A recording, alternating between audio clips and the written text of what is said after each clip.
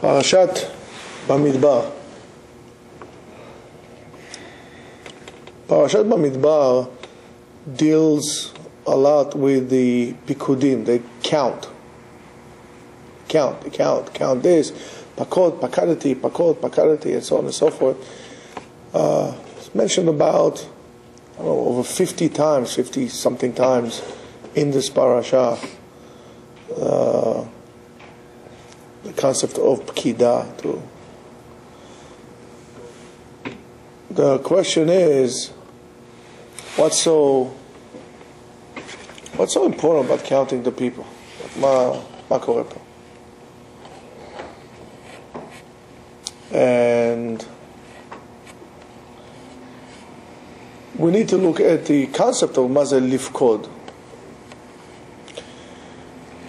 Lifkod comes from tafkid, a job.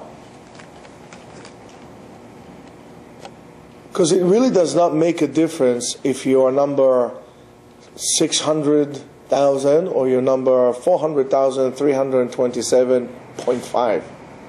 It does not make a difference. The most important thing is that you would become aware that you are a part of something greater that is called Am Yisrael.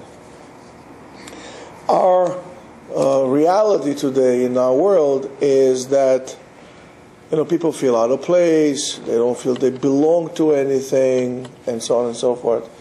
And you can't form a nation when people feel that they don't count for anything. So here comes the Kadosh Baruch Hu, and he says, you know what? Let's count them.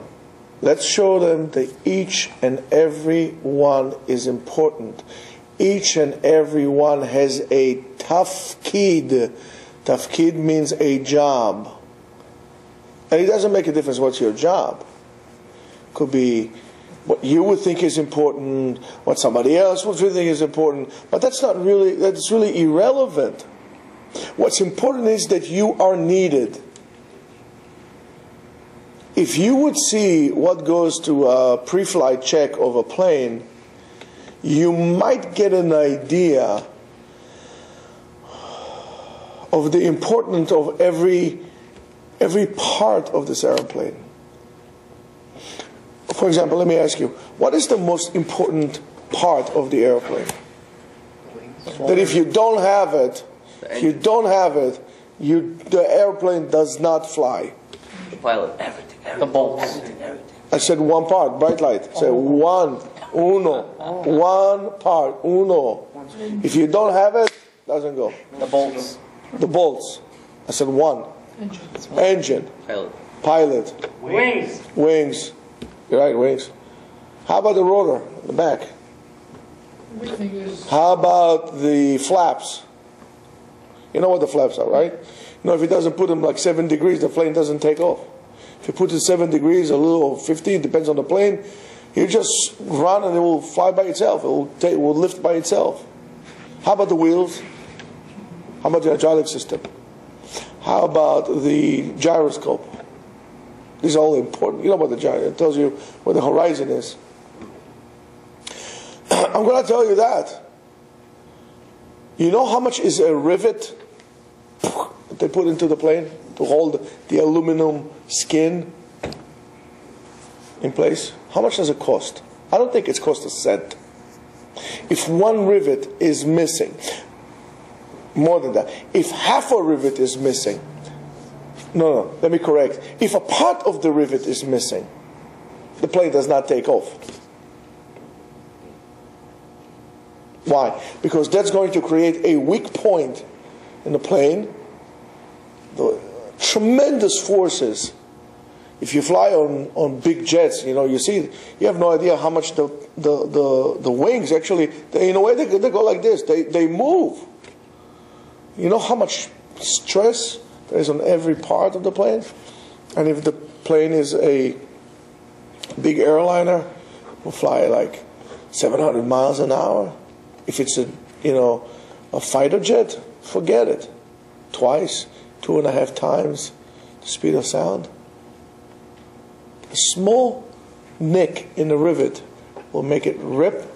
Together with it, aluminum will fly, plane goes out. That would prevent the plane from taking off. When they do the pre-flight, they check it. So even if your job is a rivet, you are no more than a rivet. You're not the engine, you're not the automatic pilot, you're not the computer, you're not any of those fancy things. You're not even the pilot. And you feel bad for yourself. I'm only a little rivet. Don't feel bad, because if you're not there, the plane is not taking off. Am Israel is being formed into a nation. That's, by the way, one of the reasons they went to the desert. They go to the desert because they need to morph themselves from a bunch of slaves into a nation. You also, on a smaller scale, will have to go through the stage in your life. You have to go into the desert.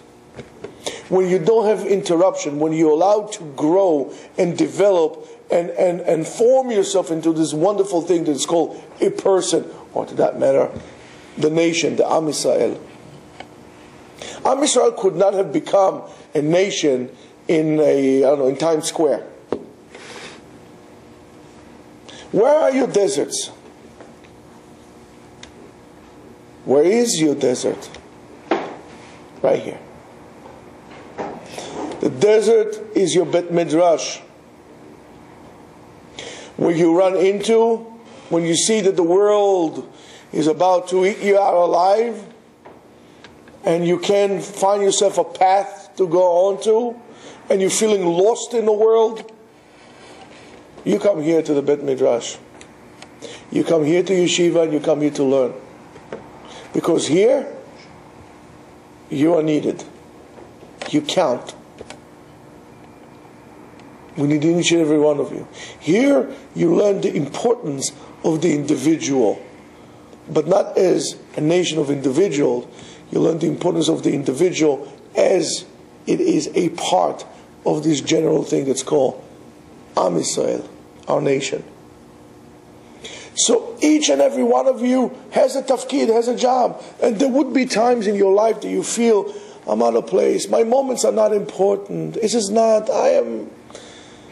Don't only count the glorious moments of your life when there's big productions and fireworks and big bangs or chases in the car, kind of Hollywood type of action and drama. You should be counting and put importance also on the moments, the little moments, the rivet moments of your life as well. Not only when you're taking off. Even if you put your plane into storage, you have to take care of it the right way. You have to disconnect the batteries. You have to maintain it, air in the tires, and so on and so forth. Otherwise, it falls apart. So the ability to transform slaves into a nation in the desert would start we need the place. Again, I'm going into the psychology thing. If we're talking about Bendora, right? If we have a problem with a person with a certain behavior, there are two things that would affect the behavior. Is the person, his cognition, his ability to think, the way he thinks, and the environment. These are the three interlocking entities that cause a person to become what is. So if you have a problem with the person's behavior, change either his thinking or his environment or both. So we had a problem with Am Yisrael thinking. Am Yisrael said, we only know how to be slaves, and as such, their behavior was a slave behavior. So HaKadosh Baruch Hu says, guys, not a problem. You think Bendora invented it? I invented it. All right, you're going to go to the desert. You're going to go to the desert, and so we changed the environment. You're going to be there for 40 years. Don't think it's a bad thing. You're going to be there for 40 years. And in that desert, we're going to start slowly change the way you think. And how are you going to think? You are all important. Everyone is important. Everyone has a job, a specific job. And then we change the way we think, we change the way we behave. And then when we change the way to behave, and we start behaving like free people, all right, guys, now you can go to Israel. Now you can go to the land. And how do we do it on a greater scale? Every tribe, every shevet had his own flag. Every shevet has its placement as they move in formation throughout the desert. Again, it wasn't like, Exodus and the Ten Commandments in Hollywood style when everybody was aligned with the babies and carrying one big line till forever and ever. They move in almost a military formation. I mean, you see the sense behind it. And that is something very important. And every time Am Yisrael goes into a behavior that does not fit what Am Yisrael is about, they get a little whacking, we all get a little bamboozled here, and then we count again the people. Why? To remind you of your importance, remind you of your job in which you need to do. There's something to remember. That you're all important. Even if you think that you are not important. Sometimes it's convenient to us to be not important because it allows us to do all the things that we should not be doing. And after all, I'm not important, so I might as well just do that. Nobody cares about me anyway. You're wrong. That's why it's important to have a community. Not just for the sake of taking care of each other. You know that you're never going to be alone. That's why it's important when you see your friend that hasn't shown up in the shul or in yeshiva for a long time.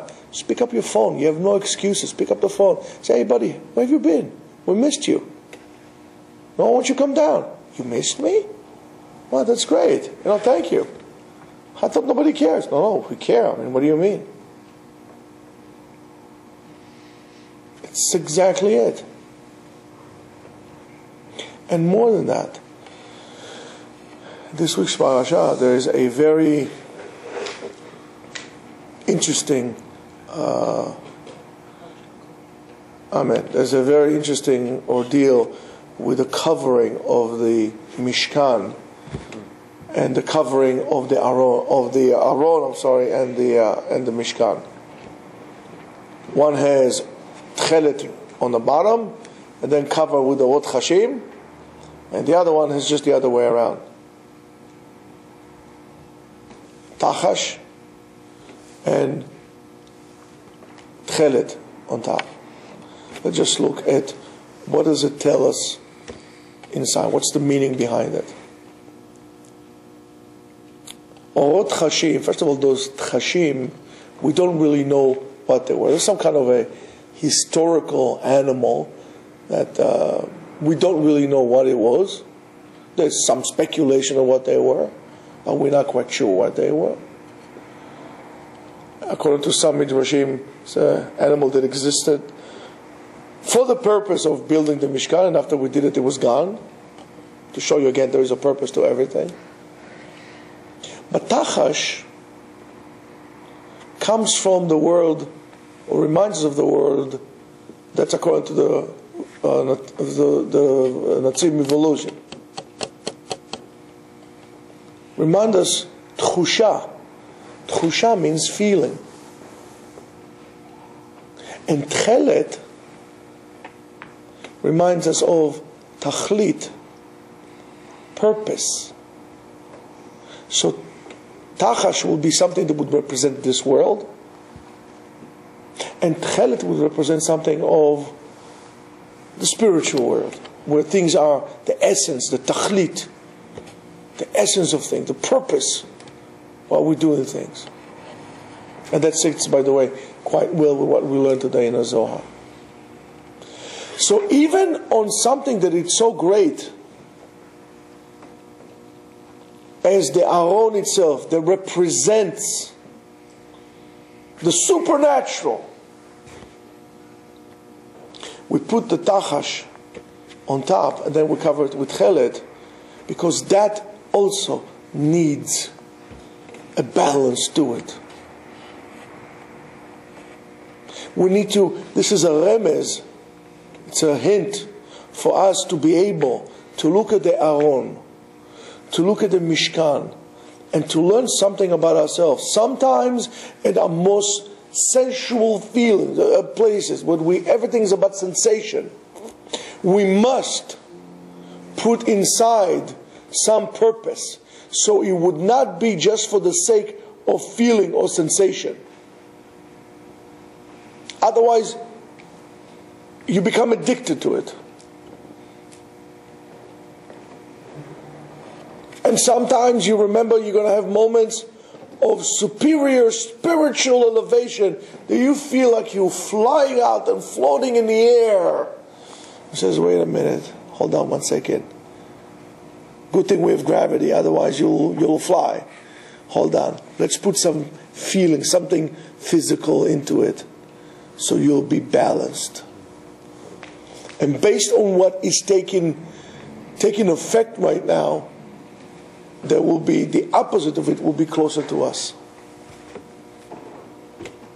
So what is the feeling that you're feeling right now? Extreme spiritual, wow, kind of a thing. Hold on, ground down, Habibi. It's time to get married. Go get a job. Get in touch with reality. And when you feel like all immersed in a burst of sensations and feelings, like your hormones are coming out of your ears, hold on, come to Bet HaMidrash. We'll give a little bit spirituality into it. We'll put some tachlit, some purpose to your actions. But it all has to be in balance. So us, after we have realized that we have a job that we need to do that is unique to each and every one of us. Each and every one of us, we don't know what it is, and that's the beauty of it. We have to seek and look and try to find out what is the purpose of our lives. What is the job that only I can do? Maybe you lived all your life, your 90 years, because one time you met this person that wanted to learn and he could not find who to learn from. He just simply did not connect with anyone. And your job was to meet this guy and to work with him for a year to set them on a path where he'll be able to learn. For that you came to this world. So you're going to say, what? For this I came to this world? That's my whole reason? Yes. You have a purpose too. Don't think that your purpose is to build bridges and to be the next Robert Moses, who built half of the East Coast. If not all of it. That's his job. Who said that this job is more important than teaching a person how to read a daf of Gemara? Maybe that's the reason why you live. How do you know that? So you have to look and search for the purpose, for the reason. Why do I come here? What's my purpose in life? And after you feel that, you need to see now how you're going to balance it. This is the Pikudim, and this is at the end of the Parasha when it talks about the balance of things. Orot Chashim, Tchelet. Tchelet, Orot Chashim. So never feel lost. And always keep on looking for the meaning of your life, for the reason why you're here. And you came here to serve others. You did not come here to serve yourself. If you are selfish, that you are not willing to give from yourself to others, you are wasting your life. You are wasting this great potential of life that was given it to you. It was only given to you so you could do something with it, small or big, but you have a job. So keep on searching, keep on seeking, keep on balancing everything, spiritual and physical, to be in complete harmony, then you understand what shalom is. Shabbat shalom.